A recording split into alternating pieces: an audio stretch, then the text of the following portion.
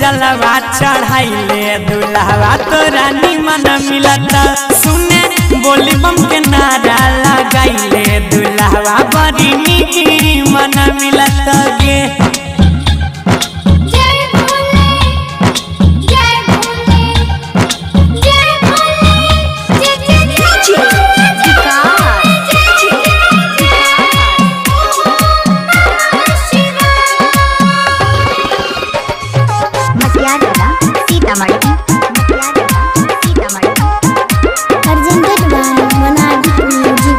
मौका पर मिलता एक साल बाद के बाबा बुराई देता मन के मुराद के बोलबा में मौका पर मिलता ऐसा एक साल बाद के बाबा बुराई देता मन के मुराद के सुइया के चढ़ाई चढ़े जय है तुम लगन में जोड़ी लगे तो बाबा अगला लगन में।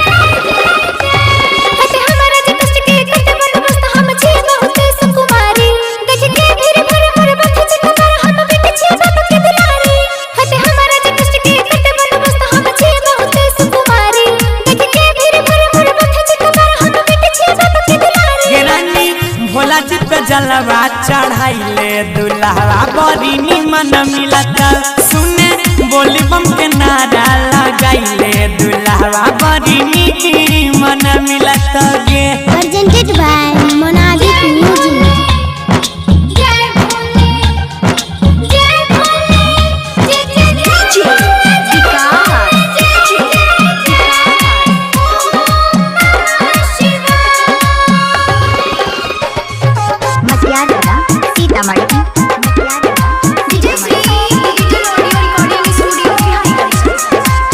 भक्ति के पीड़ा के नहीं होय छे मापदंड गे बाबा धाम जाय के मिलता बहुत आनंद गे।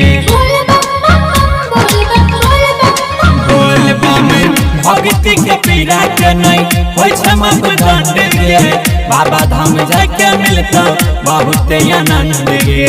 सावन में देवा घर के अलग नजारा है जलवा चढ़ावे खातिर जुटल जग सारा है।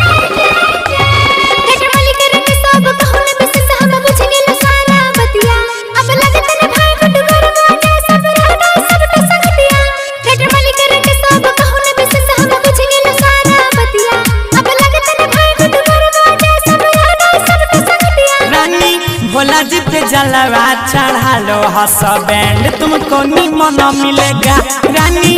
भोला जी पे जलवा चढ़ा लो यू विल गेट ब्यूटीफुल।